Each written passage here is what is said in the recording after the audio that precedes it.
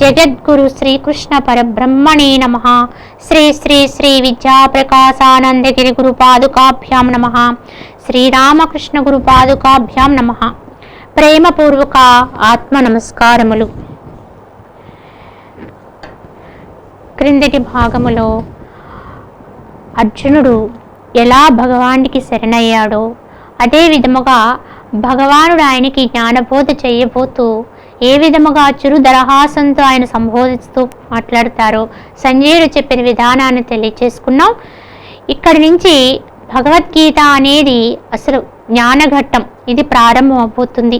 ఇక్కడే భగవానుడు మొట్టమొదట జ్ఞానం అనే దానికి బీజం, అంటే భగవద్గీతకి బీజ శ్లోకంగా చెప్తారు ఈ శ్లోకాన్ని.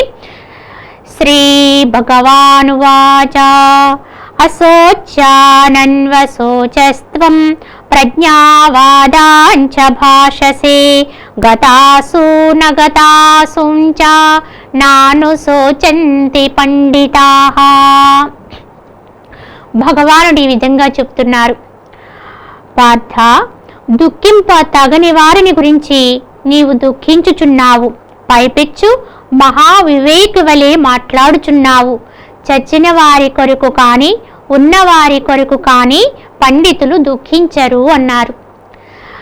అర్జున, దుఃఖింప తగని వారిని గురించి దుఃఖిస్తున్నావు. ఎందుకంటే దుఃఖిస్తున్నావు, నీవు దయతో కరుణతో ఉన్నావు, కానీ ఆ కరుణ అనేది దేని మీద ఉండాలో ఆ విధంగా లేదు. దేని కొరకు దుఃఖించాలో దాని కొరకు కాకుండా అన్యమైన వాటి కొరకు దుఃఖిస్తున్నావు. ఏదైతే కూడదో దానికోసం దుఃఖిస్తున్నావు. కనుక నేను, నాది, నావారు అనేటువంటి మమత్వము చేత అశాశ్వతత్వంతో కూడిన వాటి కోసము వాటిని శాశ్వతంగా ఉంటాయనేటువంటి భ్రమ చొప్పును దుఃఖిస్తున్నావు. కనుక నీ దుఃఖానికి అర్థము లేదు. కనుక ఎందుకు ఎలా దుఃఖించాలో అలా దుఃఖించాలి తప్ప ఈ దుఃఖాన్ని పరమాత్మ కొరకు దుఃఖిస్తే తప్పకుండా పరమాత్మని పొందగలుగుతాం. కనుక దుఃఖించడం అనేది జరగాలి, కానీ దేనికోసం జరగాలి అంటే ఇహము కొరకు కాదు, పరమ కొరకు, భగవంతుని కొరకు దుఃఖించాలి.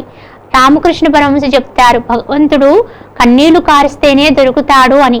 అలాగే ఇక్కడ అర్జునుడు కూడా దుఃఖించాడు, కానీ ఎందుకు దుఃఖించాడంటే అన్యము కొరకు దుఃఖించాడు. కనుకనే శ్రీకృష్ణ పరమాత్మ అంటున్నారు, ఎవరి కొరకు పిలిపించవలసిన పని లేదో, దేని కొరకు ఏడవలసిన అవసరము లేదో వాటి కొరకు దుఃఖిస్తున్నావు నువ్వు. అలాని పైపెచ్చి ఎలా చెప్తున్నావు, మహావివేక వలె మాట్లాడుచున్నావు. ఎన్నో ధర్మపన్నాగాలు చెప్పావు ఇప్పటి వరకు. ఇది అధర్మం, ఇది ధర్మం, ఇది న్యాయం, అన్యాయం, కులం, నష్టం, ఇవన్నీ చెప్తూ వచ్చావు. కానీ యథార్థముగా పండితుడైనటువంటి వాడు చచ్చిన వారి కొరకు కానీ బ్రతికి ఉన్న వారి కొరకు కానీ దుఃఖించరు. ఈ శ్లోకములో భగవానుడు పండితుడంటే ఎవరో అర్థం చెప్పారు. సహజంగా మన లోకములో అనుకుంటాం పండితులు అంటే ఎక్కువగా ఎన్నో విధానాల్లో విద్యను అభ్యసించిన వారు, అనర్గళంగా చెప్పగలిగిన వారు, విద్వాంసులు, అనేక రంగాల్లో ఎన్నో రకాలుగా ప్రావీణ్యత పొందిన వారనే పండితులు అని చెప్తూ ఉంటాం. కానీ భగవానుడు ఏం చెప్పారు, పండితుడు అంటే ఇవేమీ అర్థంగా చెప్పలేదు. మరి ఎవరిని పండితుడు అన్నారైనా అంటే చనిపోయిన వారి కొరకు కానీ బ్రతికి ఉన్న వారి కొరకు కానీ ఎవరైతే దుఃఖించకుండా ఉంటారో వారినే పండితులు అనవచ్చు అన్నారు. దీని అర్థము ఏమై ఉన్నదో మనము గ్రహించుకోవాలి. ఎందువల్ల ఈ ఇద్దరి కొరకు పండితులు దుఃఖించరు? బ్రతికి ఉన్న వారి కొరకు దుఃఖించరు, అలాగే చనిపోయిన వారి కొరకు దుఃఖించరు. ఎందుకంటే పండితుడు అంటే జ్ఞాని, జ్ఞానము కలిగిన వాడే పండితుడు ఇక్కడ. కనుక జ్ఞానికి తెలుసు చనిపోయిన వారు అంటే, చనిపోయిన వారు ఎవరై ఉంటారు అంటే చనిపోయేది దేహమే, నశించేది కనిపించే రూపమే తప్ప దేహమే, కానీ లోపల ఉండేటువంటి ఆత్మ అనేది శాశ్వతము, దానికి చావే లేదు, అది ఎప్పుడూ ఉండేది, అది సత్యమైనది. కనుక ఎలాగూ ఇది తప్పని విషయము. ఎటువంటి వారికైనా సరే జన్మకు వస్తే శరీరము నాశనత్వాన్ని పొందక తప్పదు, కానీ అంత మాత్రము చేత అది చనిపోవడము కాదు. చనిపోవడం అంటే వెడలిపోవడం అని అర్థం. చనిపోవడము అంటే వెడలిపోవడము అంటే ఆత్మ, అంటే జీవుడు వెళ్ళిపోయాడే తప్ప దేహము నశించిందే కానీ ఆత్మ చనిపోలేదు. కనుక చనిపోయిన వారి కోసము ఎటువంటి దుఃఖాన్ని పొందవలసిన అవసరము లేదు అని జ్ఞాని తెలుసుకుంటాడు. అలాగే జీవించి ఉన్న వారి కోసం కూడా దుఃఖించడు. జీవించి ఉన్నవారు కూడా ఇక్కడ దేహమును ధరించి ఉంటారు. దేహాన్ని ధరించి కర్మానుసారము అనేక జన్మల నుంచి వస్తున్న కర్మ ఫలంగా, అలా గత జన్మ కర్మ ఫలంగా ఏమేమైతే అనుభవించాలో అవన్నీ కూడా ఈ దేహముతోనే అనుభవిస్తూ ఉంటారు. అనుభవించేది దేహమే కానీ ఆత్మ కాదు. ఆత్మ దేహములో ఉందే కానీ అది ఏది అనుభవించదు అనే సత్యాన్ని జ్ఞానులు తెలుసుకుని ఉంటారు. కనుక ప్రారబ్ధ కర్మగా వచ్చేటువంటి సుఖదుఖాలైనా, కష్ట నష్టాలైనా, లాభమైన, సంతోషమైన, కష్టం దుఃఖమైన ఏదైనా సరే దేహం అనుభవిస్తూ ఉంటుంది. కానీ ఆత్మకు అనేది ఆ దుఃఖము లేనే లేదు. ఆ దేహము ఎటువంటిదైనా, అది నాకు సంబంధించిందైన ఇంకొక దేహమైనా, ఏ దేహమైనా, అన్ని దేహాల యొక్క స్థితి ఇదే ఉన్నది. లోపలున్న ఆత్మకి ఇది ఏది అంటదు. కనుక దానికి ఎట్టి బాధ లేదు అని గ్రహించినటువంటి వారైనటువంటి జ్ఞానులు తనవారు అనుకోరు, ఎవరిని కూడా ఎటువంటి మమత్వ బంధాన్ని కలిగి ఉండరు. కానీ అన్నిట్లో ఉంటారు కనుక అందరితో ఉంటారు. కానీ ఎప్పుడెప్పుడు ఎవరికి ఏ ఒక్క హాని జరిగినా, దుఃఖం వచ్చినా, కష్టం వచ్చినా, నష్టం వచ్చినా అది వారు అనుభవిస్తే పోతుంది అనే జ్ఞానం కలిగి ఉంటారు. కనుక దానికి ఏవైనా ఉపశమనంగా మార్గాలు చెప్తారే కానీ దానికి వీరు దుఃఖించే పని లేదు. మనకెంతో ప్రియమైనటువంటి మన ఇంట్లో ఉండే ఒక వ్యక్తికి ఏదైనా ఒకవేళ ఏదైనా వాళ్ళు స్వస్థత లేక అంటే ఏదైనా జబ్బు పడితే వారి యొక్క శరీరము ఎంతో బాధలకు లోనవుతుంది. వారంటే మనకు చాలా ప్రియమై ఉండొచ్చు, ఇష్టమై ఉండొచ్చు. కానీ అజ్ఞానంగా ఉన్న వాళ్ళము వారికి ఆ విధంగా వచ్చింది అని చెప్పి మనము దుఃఖిస్తూ ఉంటాం. కానీ మనం ఎంత దుఃఖించినా వాళ్ళకు వచ్చినటువంటి ఆ బాధలు పోతాయా, తగ్గుతాయా అంటే ఏమీ జరగదు. ఎవరి యొక్క కష్టాన్ని వాళ్ళే అనుభవించాలి, ఎవరి బాధల్ని వాళ్ళే అనుభవించాలి, ఎవరి యొక్క ఆకలిని వాళ్ళే అన్నము తిని తగ్గించుకోవాలి.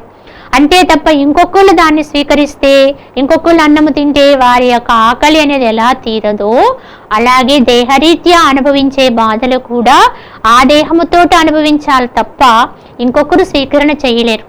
కనుకనే అది గమనించి గుర్తించి కనుక అది దేహ సంబంధమైన బాధలే కనుక వారి పట్ల మనం మమత్వ భావంతో ఉండడం వల్ల మనకి దుఃఖం వస్తుందని గుర్తించి ఆ బాధని వారికి అనుభవింపచేస్తూ దానికి ఉపశమనమైన జ్ఞానాన్ని వారికి అందించాలి, వారికి సపర్యలు చేయాలి, అన్నీ చేయాలి. కానీ దుఃఖించినందువల్ల ఏం ఉపయోగం ఉండదు.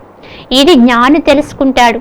కనుకనే యథార్థముగా జ్ఞాని అయిన వాడు చనిపోయిన వారి కొరకు దుఃఖించడు, అలాగే బ్రతికి ఉన్న వారి కోసము దుఃఖించడు. ఈ విధముగా ఎవడు ఉండగలుగుతాడో వాడిని పరమాత్మ ఒక బిరుదుతో సత్కరించారు. అదే పండితుడు అన్నారు. అంటే నిజంగా పండితుడు అంటే సుఖం దుఃఖం రెండింటినీ కూడా సమస్థితిలో చూడగలిగిన వాడే పండితుడు. అందరి యందు సమభావనతో ఉండగలిగిన వాడే పండితుడు అని మనం దీన్ని బట్టి గుర్తించాలి. నత్వేవాహం జాతునాసం నత్వం నేమే జనాధిపాః నచైవ న భవిష్యామః సర్వే వయమతః పరం. నేను ఒకప్పుడు లేకపోలేదు, నావలే నీవును నిత్యుడివి. ఈ రాజులందరూ కూడా ఆత్మదృష్ట్యా ఎప్పుడూ ఉండువారి. మనమందరము మీదట లేకపోదుమనే మాట కూడా లేదు అన్నారు ఇక్కడ పరమాత్మ. కనుక చెబుతున్నటువంటి భగవానుడు ఏమంటున్నారైనా, నేను ఒకప్పుడు లేకపోలేదు, ఎప్పుడూ ఉన్నాను. ఎందుకంటే ఆయన భగవానుడు కనుక ఉన్నాడు అని మనం అనుకుంటాం. అప్పుడు ఉన్నాను, ఇప్పుడు ఉన్నాను, ఎప్పుడు ఉంటాను. కనుక నేను ఒకప్పుడు లేకపోలేదు. అయితే నేనే కాదు, నీవు కూడా వింటున్నటువంటి అర్జునుడు అంటున్నాడు, నీవు కూడా నిత్యుడివే, నీవు ఎప్పుడు ఉన్నావు. నీవు నేనే కాదు, ఇక్కడ ఉన్నటువంటి యుద్ధరంగములో ఉండి యుద్ధాన్ని చేయటానికి సన్నద్ధమైనటువంటి ఈ రాజులందరూ కూడా ఆత్మదృష్ట్యా ఎప్పుడూ ఉండువారే. ఇక్కడ సకల జనులు కూడా ఎప్పుడూ ఉండువారే. కనుక మనందరము కూడా మీదట లేకపోదుమనే మాటే లేదు అన్నారు ఈయన. ఇక్కడ ఒక గొప్ప రహస్యాన్ని మనం అర్థం చేసుకోవాలి. ఎందుకంటే భగవంతుడికే పరిమితం చేయలేదు అది. భగవంతుడు కనుక ఆయన ఎప్పుడూ ఉంటారు అని మనం అనుకోవచ్చు. కానీ వింటున్నటువంటి అర్జునుడు కూడా అదే వర్తింపచేశారు. ఆ వింటున్నటువంటి అర్జునుడికే కాదు, అక్కడ ఉండే 50 మందికి కూడా దాన్నే వర్తింపచేశారు. ఏమని? ఇంతకు ముందు లేకపోలేదు, ఇప్పుడు ఉన్నాము, తర్వాత కూడా ఉంటాం. ఎప్పుడు కూడా ముందు ఉండి వెనక ఉండి మధ్యలో కూడా ఉంది అంటే అది శాశ్వతమైనది అని అర్థం. మరి ఏది అశాశ్వతం అంటే ముందు లేక చివర లేక మధ్యలో మాత్రం ఏదైతే కనిపిస్తూ ఉంటుందో మళ్ళీ అదృశ్యమైపోతుందో అది అశాశ్వతమని గుర్తించాలి. ఆ విధంగానే మనము గమనించుకుని చూడండి, ఎవరైనా అప్పటికప్పుడు కనిపించి మాయమైతే మెరుపు మెరిసినట్లుగా మెరిసి మాయమయ్యావు అంటారు. ఎందుకంటే మెరుపు అనేది ముందు ఉండదు, తర్వాత ఉండదు, మధ్యలో మాత్రం మెరుస్తుంది, వెంటనే అదృశ్యమైపోతుంది. మెరుపు అనేది కొన్ని క్షణాల్లో మాయమైపోతుంది, దానికి మెరుపు, మాయమైపోయేదాన్ని మెరుపు అంటాం. అలా గమనించుకుంటే ఈ లోకములో ఏదైనా అంతే. ఎందుకంటే ఏది కూడా ముందుగా లేదు, తర్వాత ఉండదు. ప్రతిదానికి కూడా ఆది ఉంది. అంటే ఎప్పుడు పుట్టింది, ఎప్పుడు కట్టారు, ఎప్పుడు మొదలైంది అనేది ప్రతిదానికి మనం ఈ లోకంలో చూస్తున్నాం. ఎంత గొప్పదానికైనా ఆది ఉంది, పుట్టుక ఉంది, ఎప్పుడో ఒకప్పుడు దాని యొక్క స్థాపన ఉంది.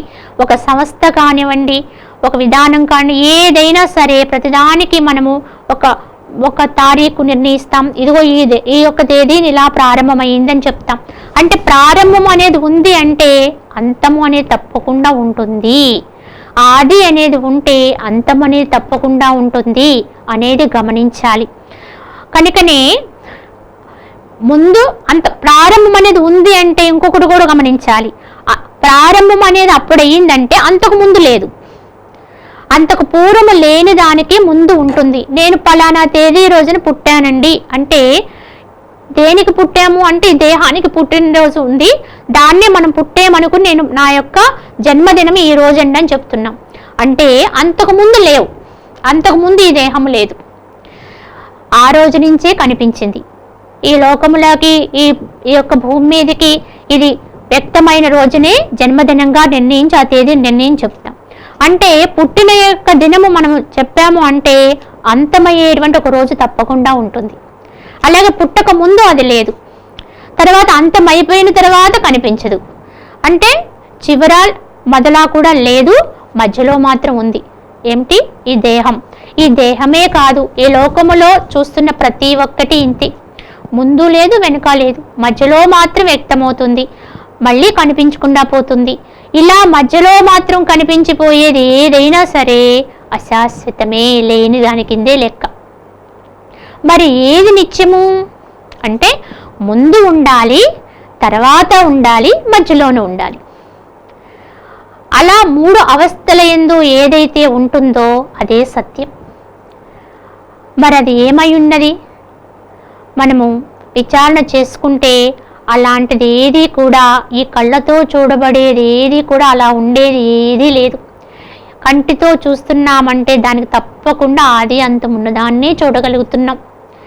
మరి ఈ విధంగా ఆది అంతము లేని దాన్ని ఈ కంటితో చూడలేం. కనుక దాన్ని చూడాలంటే జ్ఞానదృష్టి కావాలి అంటారు. మరి అలా ముందు వెనక లేకుండా మధ్యలో మాత్రం ఉండి అదృశ్యమైపోయింది లేనిదైతే ఇక్కడ భగవానుడు ఏం చెప్తున్నారు? ఓ కృష్ణ, నేను అప్పుడు ఇప్పుడు ఎప్పుడు ఉంటా, నేనే కాదు నువ్వు ఉంటావు, నువ్వే కాదు అందరూ ఉంటారు, ఈ రాజులందరూ ఉంటారు అని సకల జీవుల్ని కూడా ఆ పరిధిలోకి తెచ్చారు. అంటే అర్థం ఏంటి? ఈ కనిపించే దేహము నువ్వు కాదు, ఈ కనిపించే దేహము నేను కాదు, అలాగే ఈ కనిపించే రాజులందరూ కూడా ఈ దేహాలు కారు, రూపాలు కాదు. మరి ఏమై ఉన్నది? వీరందరిలోనూ, నాలోనూ, నీలోనూ కూడా ఎప్పుడూ ఉండేటువంటి సనాతనమైన తత్వం ఏదో ఉంది. అది ఎప్పుడూ ఉంటుంది, అదే ఆత్మ. కనుక నాలో ఉన్నదేదో అది నీలో ఉంది, అదే అందరిలో ఉంది. ఇక్కడ నాలో ఉన్నదేదంటే నేను శాశ్వతున్నే, నువ్వు శాశ్వతుడివే, అందరూ శాశ్వతులే అని చెప్పారు. నేను భగవంతుని కనుక నేను మాత్రమే శాశ్వతం అనలేదు, నేను మాత్రమే ఎప్పుడు ఉంటానని చెప్పలేదు. అందరూ కూడా అటువంటి వారే అన్నారు, అందరిలో ఉన్నది కూడా అదే అన్నారు. దీన్ని గమనించుకోవాలి మనం. భగవత్తత్వం అంటే ఏమిటో, భగవంతుడు అంటే ఏమిటో యథార్థంగా అది ఎక్కడుందో ఎలా ఉందో తెలుసుకోగలిగి ఉండాలి. మరి పరమాత్మ ఒకటే సత్యమే కనుక శ్రీకృష్ణుడు అనేటువంటి ఆయన అవతారమూర్తి, ఆయన భగవత్ స్వరూపుడు కనుక ఆయన శాశ్వతుడు అన్నాం, అందరం అంగీకరిద్దాం. కానీ అర్జునుడు నరుడు కనుక ఆయన పోని ఉన్నాడు అంటే అందరూ అంగీకరించదాం. కానీ అందరూ కూడా ఉంటారన్నారు, అందరూ నిత్యులు అన్నారు. అంటే భగవంతుల్లో ఏదైతే ఉందో అదే అందరిలో ఉన్నది, అన్నిటిలో ఉన్నది, అందరిలో ఉన్నది అదే తత్వము. కాకపోతే అది ఏమైంది, ఎవరైతే దాన్ని వ్యక్తం చేసుకుంటారో, తెలుసుకుంటారో, జ్ఞానంతో దాన్ని అనుభూతి పొందుతారో వారే ఆ తత్వాన్ని అందుకోగలుగుతారు. అది అందుకోలేనంత వరకు కూడా మనము దేహమాత్రులుగానే ఉండిపోతాము. దేహమాత్రులుగా ఉన్న వారికే చావు పుట్టుకలు. కనుక ముందు వెనుక లేకుండా మధ్యలో కనిపించే దేహమాత్రులుగా ఉంటే అదే అజ్ఞానమవుతుంది. అలా కాకుండా దేహం అనే అద్దుని చెరుపుకుంటే త్రికాలముల యందు ఉండేది ఏదైతే ఉందో అదే ఆత్మ. ఎవరైతే తాను ఆత్మగా తెలుసుకుంటారో వారు శాశ్వత స్థితిని పొందుతారు. అలాగే ఇక్కడ పరమాత్మలో ఏదైతే ఉందో అదే అర్జునులోనూ ఉంది, అదే అందరి జీవుల్లో కూడా ఆ రాజులందరిలో ఉందని చెప్పారు. అంటే భగవంతుల్లో ఉన్నదే నాలో ఉంది, నాలో ఉన్నదే సకల జీవుల యందు కూడా అదే ఉన్నది. ఇక్కడ ఒకరు ఎక్కువ ఒకరు తక్కువ అనే భేదము లేదు. వారు నామరూపాలతోటి ఇక్కడ ఉండేటువంటి రకరకాల భేదాలు, అధికార భేదాలు ఉండొచ్చు, లేదా ధన సంపాదనలో భేదాలు ఉండొచ్చు, అనేక రకాల భేదాలు బయటికే వ్యక్తమవుతాయి తప్ప అందరి లోపల ఉండేటువంటి సత్యం మాత్రం ఒక్కటే. శ్రీమంతుల్లో ఉండేది అదే, గర్భ దరిద్రుల్లో ఉండేది అదే, మంచివాడిలో ఉండేది అదే, చెడ్డవాడిలో కూడా ఉండేది అదే. కాకపోతే మరి వీళ్ళు దేహరీత్యా అనేక భేదాలు కలిగి ఉంటారు. మరి దేహరీత్యా కలిగినటువంటి భేదాలతో చేసే చర్యలు కూడా రకరకాలుగా ఉంటాయి. ఎందువల్ల అంటే ఈ సత్యాన్ని గుర్తించక గమనించుకోక ఎవరికి వాళ్ళము తాను ఆ ఆత్మస్వరూపాన్ని నేనయ్యున్నాననేటువంటి సత్యాన్ని ఎప్పుడూ స్ఫురణలో ఉంచుకోలేకపోవడం వల్ల దేహమే నేననుకుని ఆ మనస్సు అనేది కలిగి ఆ మనసులో వచ్చే గుణాలకు అనుగుణంగా శరీరంతో వ్యవహారం చేసే రకరకాల భేదాలు కలిగి ఉన్నాం. కానీ ఏ జ్ఞాని అయితే ఈ భేదాలన్నింటినీ కూడా పక్కకు నెట్టేసి అంతరములో ఉన్నటువంటి ఆ ఏకైక ఆత్మ ఏకం, అది ఒక్కటే, అది సత్యమైనది, దాన్ని ఎవడైతే తెలుసుకుంటాడో వాడే యథార్థ జ్ఞాని. కనుకనే ఈ ఒక్కటి మనకి చాలు. భగవద్గీతలో ఈ శ్లోకం అర్థాన్ని సవిస్తరంగా అర్థం చేసుకోగలిగితే భగవంతుడు అనేవాడు ఎవడు, జ్ఞానము కలిగితే సత్యాన్ని తెలుసుకుంటే నీవే భగవంతుడివి. తెలుసుకోలేకపోతే మనమే ఈ దేహదారులుగా ఉన్నంత వరకు కూడా మనమే అనేక రకాలుగా అనేక రూపాలు అనేక జన్మల పరంపరలో ఉండేటువంటి స్థితిని పొందుతున్నాం. కనుకనే ఎవరు సత్యాన్ని తెలుసుకున్నటువంటి జీవుడే దేవుడు. అలాగే తన్ను తాను మర్చిపోయినటువంటి దేవుని యొక్క స్థితి జీవుడుగా ఉంది. అంతే తప్పి రెండు వేరు కాదు. ఎప్పుడైతే నువ్వు దేహంగా భావిస్తావో అప్పుడు అజ్ఞానివై ఉంటావు. ఎప్పుడైతే నేను ఆత్మననే భావాన్ని పొందుతావో అప్పుడు నీవే భగవంతుడు అవుతావు. ఈ రెండిటికి ఉండేటువంటి భేదాన్ని గమనించుకుని తనలో తానే ఉన్నటువంటి పరమాత్మని పొందేటువంటి ప్రయత్నమును ఎల్లవేళలా చేయాలి. అలాగే నాలో ఉన్న దైవాన్ని తెలుసుకోవడమే కాకుండా సర్వ ప్రాణుల్లో సర్వజీవుల్లో ఉండేటువంటి భగవంతుని కూడా దర్శించడమే యథార్థ జ్ఞానం. అందరిలో ఉండేటువంటి ఆ దైవాన్ని అంటే చూడబడే రూపాన్నే కాదు, ఆ లోపల ఉండే అంతరములో ఉండేటువంటి దైవాన్ని గుర్తించడమే యథార్థ జ్ఞానం అవుతుంది అని మనకి ఈ భగవద్గీతలో భగవానుడు చెప్పినటువంటి శ్లోకం ద్వారా మనము గమనించుకోవాలి. చూడండి, అర్జునుడి యొక్క విషాదము చాలా విషాదమయమైనది. కానీ వెంటనే శ్రీకృష్ణుడు ఇచ్చేటువంటి మందు, అర్జునుడు ఒక రోగి అయితే శ్రీకృష్ణుడు ఒక వైద్యుడు. మరి రోగికి వచ్చిన రోగాన్ని బట్టి వైద్యుడు వేసే మందు ఉంటుంది. రోగము చాలా ప్రబలంగా ఉందనుకోండి, అప్పుడు వెంటనే దాన్ని తగ్గించడానికి కూడా చాలా పటుత్తరమైనటువంటి ఔషధాన్ని వాడుతూ ఉంటారు ముందు.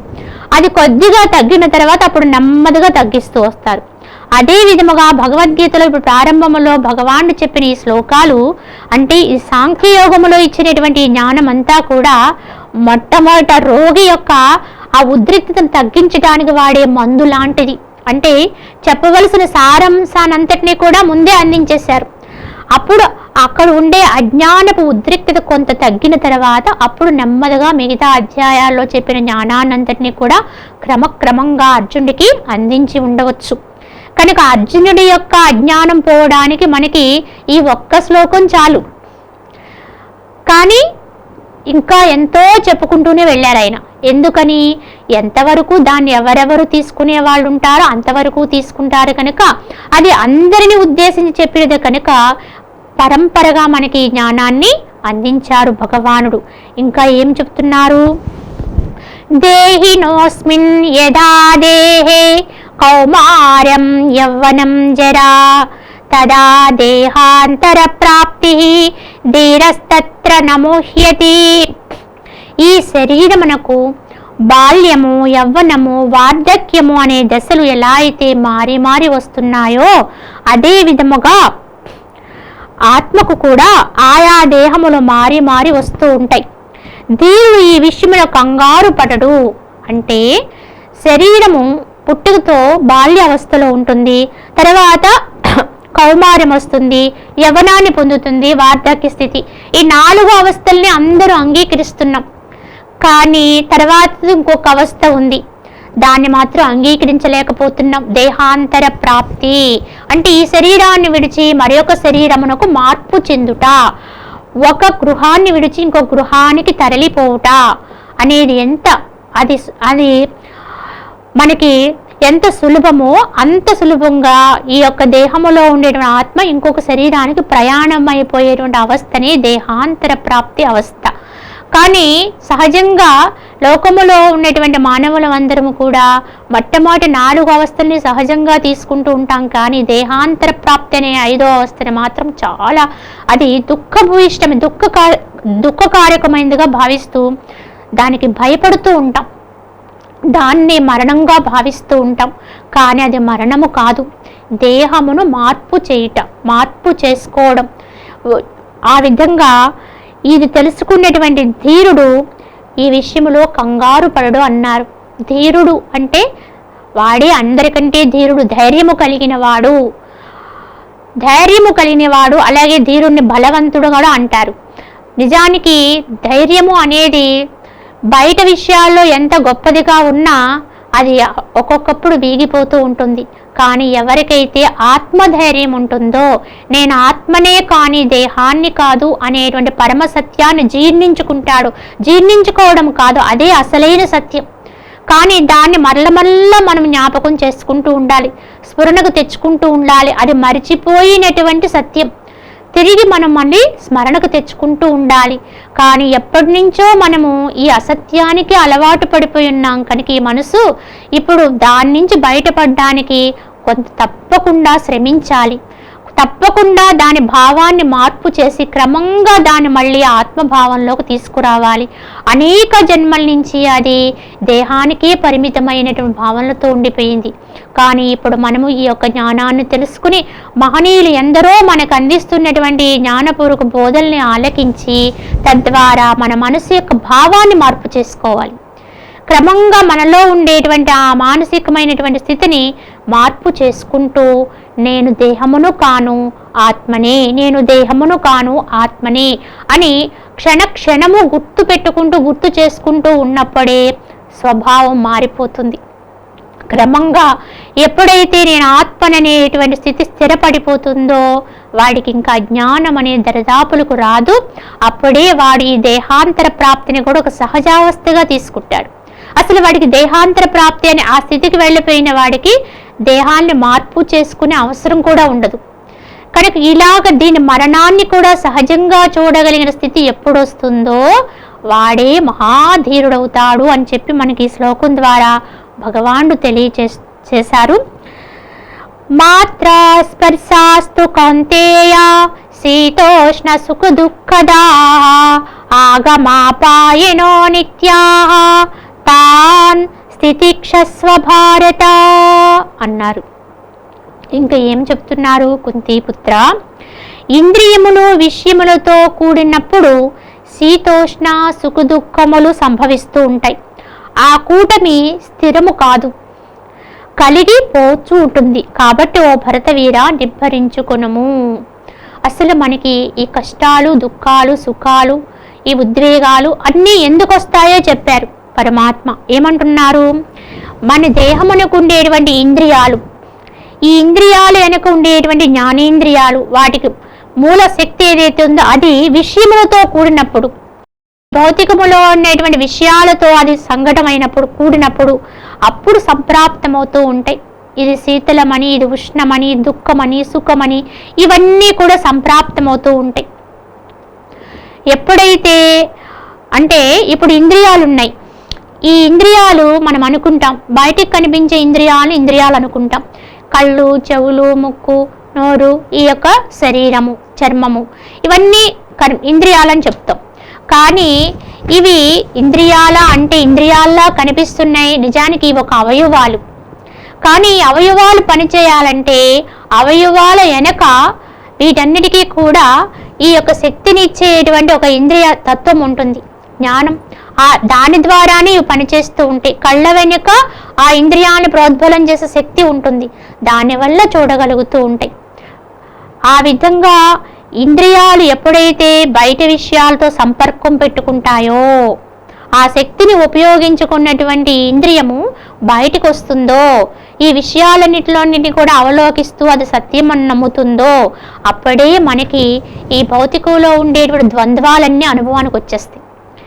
అన్ని రకాల భేదాలు అనుభవానికి వస్తాయి. ఆ లోపల దానికి, ఆ ఇంద్రియానికి ఆ శక్తిని ఇచ్చేటువంటి ఏదైతే ఉందో అది అంతరములో మానసిక శక్తి. అంటే ఇంద్రియాలన్నిటికీ కూడా అధినాయకుడైనటువంటి మనస్సు. అంటే కన్ను చూస్తుంది అంటే చూడాలి అనే కోరిక ముందు ఎక్కడ పుట్టింది? మనసులో పుట్టింది. మనసులో పుట్టినటువంటి ఆ కోరిక కన్ను ద్వారా తీర్చుకుంటుంది.